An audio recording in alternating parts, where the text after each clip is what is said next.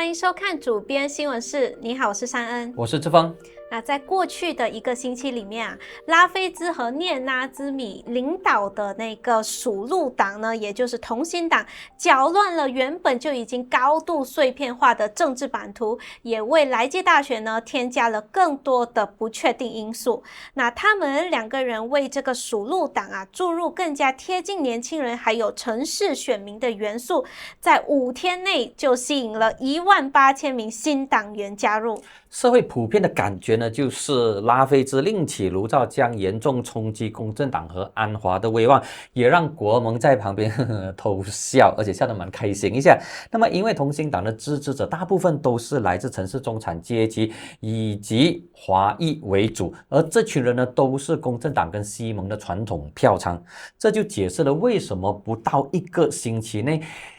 拉菲兹跟 Nick Nazmi 两人亲自登门接受多家主流中文媒体的访问，从星洲日报、南洋商报到东方日报，而且他们也去了网媒当今大马，并且同时接受许多不同语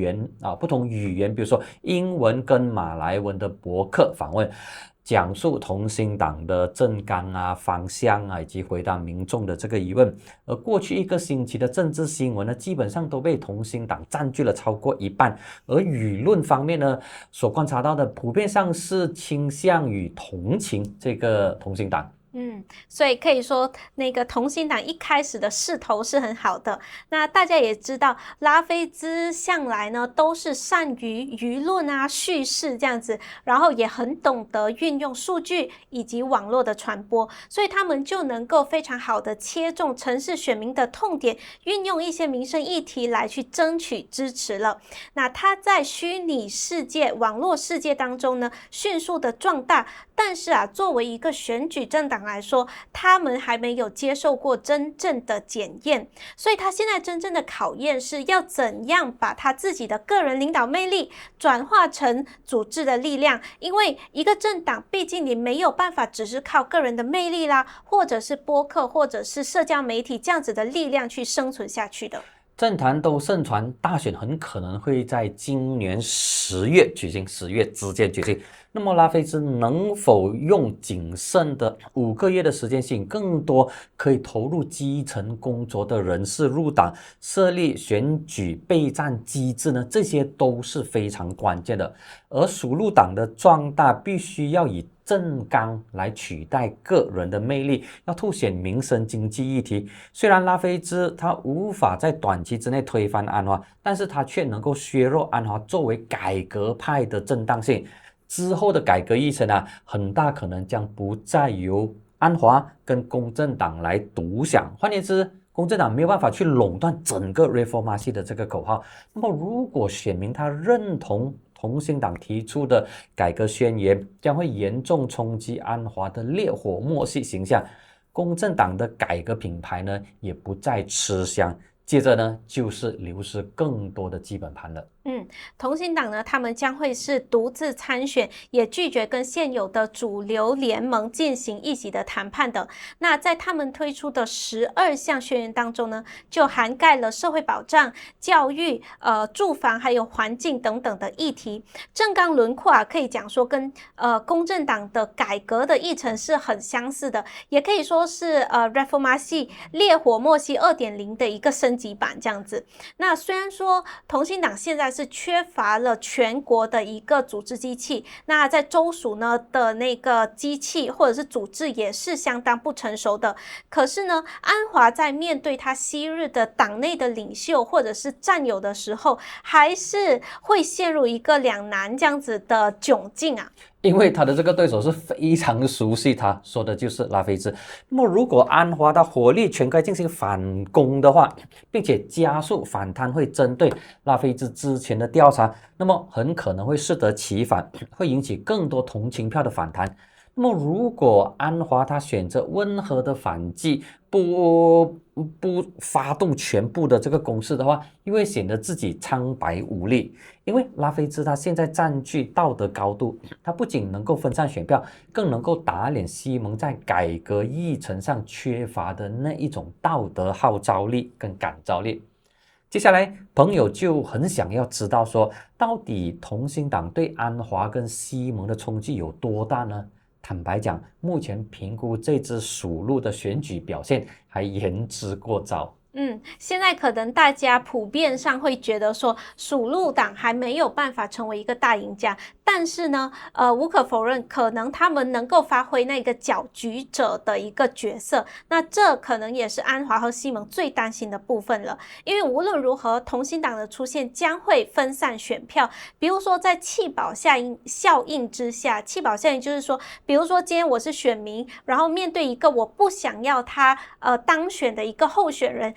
跟对比起我属意的，但是他的赢面比较低，所以如果我投给他的话，可能这样子就是浪费我的票这样子，所以同行党可能会在选举当中被所谓的牺牲掉，或者说就算没有办法赢下一席，也拉着那个西蒙一起陪葬这样子。所以这个呢，就是公正党跟西蒙相当担忧的一点。那么在一些西蒙胜出的边缘议席当中呢，只要同心党能够吸走10%或者15%的西蒙选票，再加上低投票率的话，那么就足以在国阵、西蒙跟国盟的三角战中，让国盟坐收渔翁之利。尤其是在西蒙极度依赖的中产阶级专业人士跟年轻选民的城市以及半城乡选区。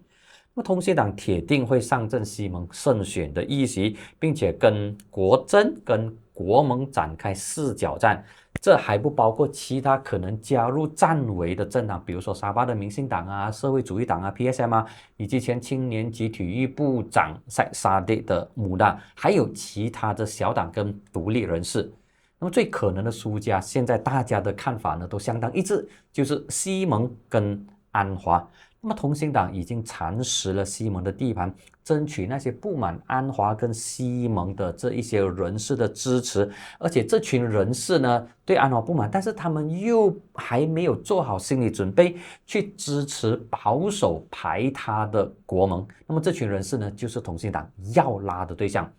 他们的对象跟目标也非常的明确，就是集中打城市跟混合选区，预料他们将会委派一些背景干净，然后身家干净，拥有专业资格的候选人上阵，然后让民众有一种哇哦焕然一新的感觉。同心党将会在来一届大选呢上阵，至少是30个国会议席的。那这30个国会议席呢，主要就是来自首都吉隆坡还有雪兰莪，因为呢，他们党内的一些数据啦，还有内部的分析就显示说，他们最多那个党员增长最集中的区域呢，就是在巴生河流域。那拉菲兹就说，他们至少会在雪兰莪上阵15席，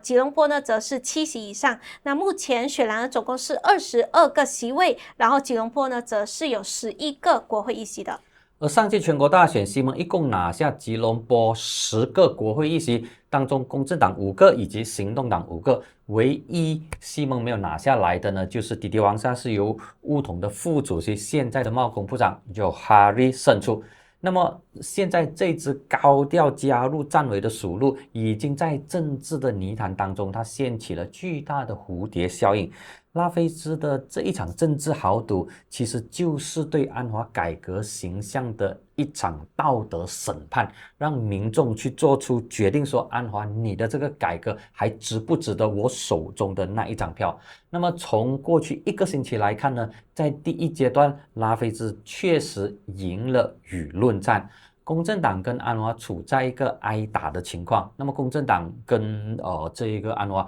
他们提出来的论述呢，就是我要上法庭去起诉你，要求1000万的这个赔偿啊之类。但是这些民众跟选民不想要看到，民众是想要看到公正党跟安华你拿出什么样更实际的这个论述来去回应拉菲兹。而属鹿党搅局的真正杀伤力，并不只是攻城略地而已，而是他让城市的选民被切割，被他那一把刀给切割。预料接下来的焦点战区呢，将会在巴生河流域这一带。所以当拉菲兹他碰上多角战的时候，如果西蒙在目前没有办法去打开新的论述空间，还是用回过去的那老套方式来争取选民的话呢，很可能这一股被看小的第四股势力会逐渐的壮大，那么一个不小心可能会让国盟进入不成，所以这种可能性是存在的。当然，西蒙现在还有时间去做出回应，只不过他们的回应必须要快，因为你的对手比你更快。